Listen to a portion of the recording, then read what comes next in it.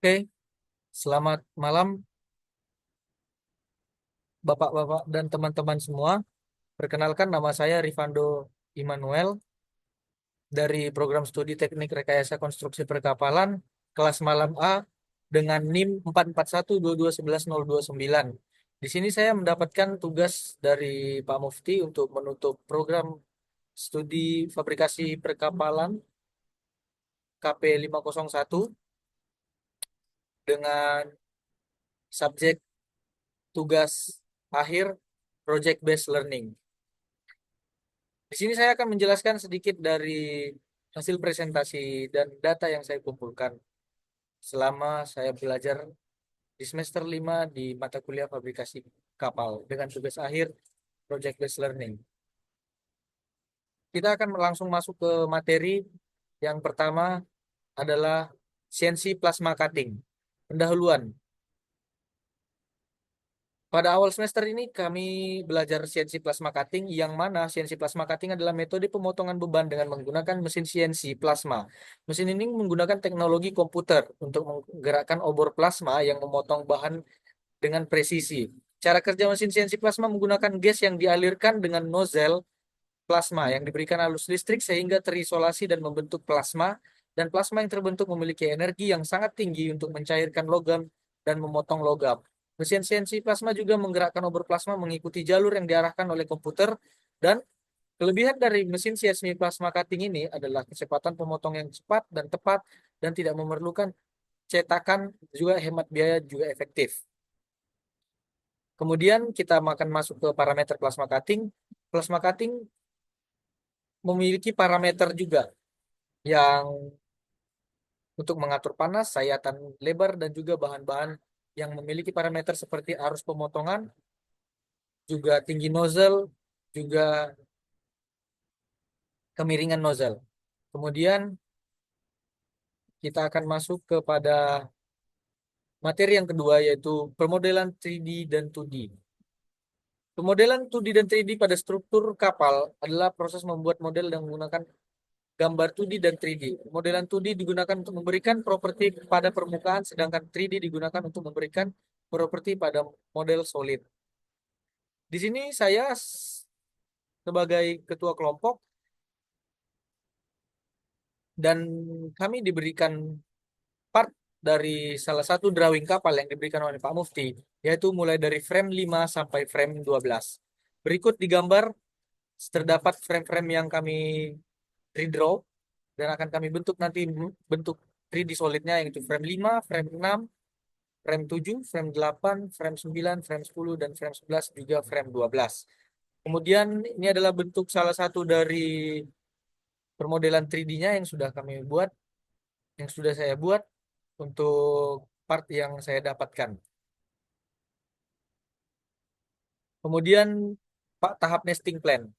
Nesting plan adalah plat yang dipotong berdasar pola tertentu yang meminimalkan pembuangan nesting, yang merupakan bagian dari proses pemotongan plat dan logam yang untuk memaksimalkan pemanfaatan plat. Jadi plat-plat itu tidak ada yang terbuang atau tersia-siakan. Kemudian ada proses pembuatan nesting plan, yaitu profil sketch, kemudian nesting drawing, cutting plan, pemotongan plat, dan juga pengujian dan juga pengendalian kualitas. Berikut adalah final akhir dari pemotongan-pemotongan plat yang sudah saya buat di nesting plan. Kemudian analisa struktur kekuatan kapal. Analisa struktur kekuatan kapal adalah merupakan suatu aspek teknis yang mempengaruhi tingkat keselamatan kapal baik di kondisi laut yang tenang, bergelombang, di atas dok, dan juga struktur kondisi konstruksi kapal mengalami beban, antara lain beban internal yang disebabkan oleh pembebanan kapal dan juga beban kapal eksternal. Baik teman-teman, di sini adalah beberapa tahapan permodelan 3D yang sudah kami buat di SolidWorks. Saya akan menunjukkan beberapa desain saya yang saya buat di AutoCAD. Ini dia. Jadi ini adalah frame-frame yang kami dapatkan dari Pak Mufti, dari frame 5 sampai frame 12. Jadi part yang saya buat di sini adalah part-part yang saya dapatkan dan yang saya desain dalam bentuk 3D solidnya. Kemudian ini tadi ada nesting plan-nya. Dan bentuk dari 3D yang saya buat adalah berikut.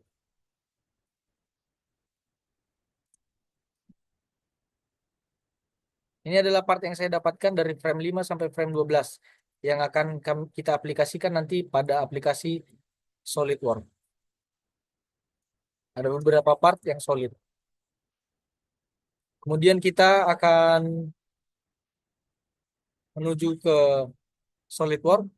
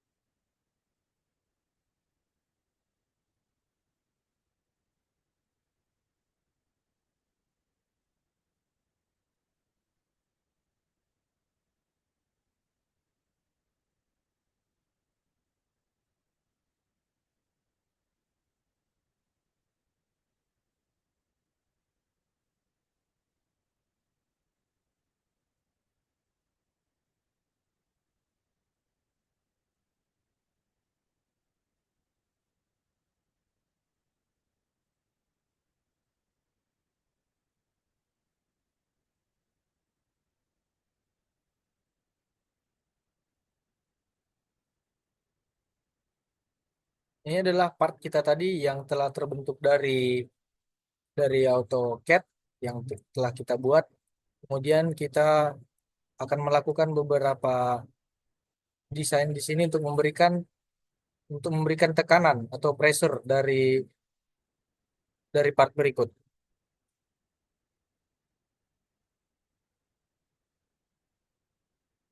Yang pertama kita akan mengubah jenis materialnya dulu.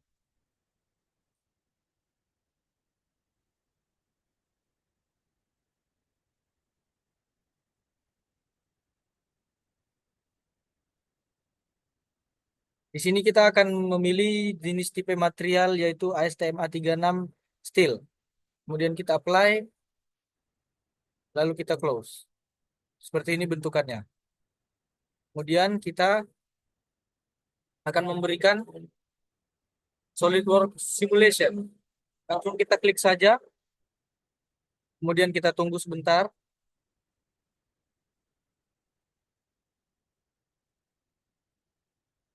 Lalu kita klik Simulation, kemudian New Study. Langsung kita klik saja di bagian ini. Kemudian kita berikan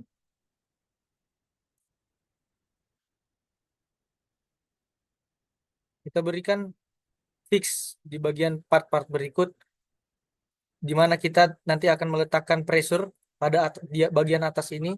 Kemudian kita akan memberikan fixture di bagian part-part yang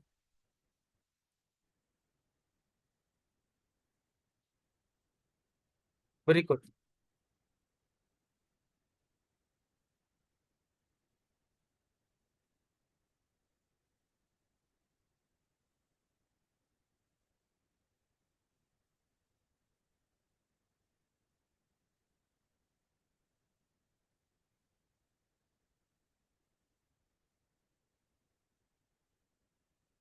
Seperti part di sini. Semuanya itu teman-teman jangan ada yang tertinggal. Sampai bagian terkecil sekalipun.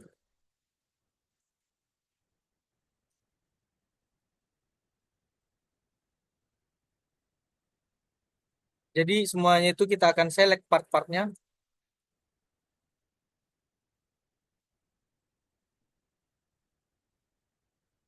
Kita akan select part-part berikut sampai nanti semua part itu terselect. Yang pada intinya adalah kita harus menselect part yang tidak bersinggungan dengan beban yang akan diberikan.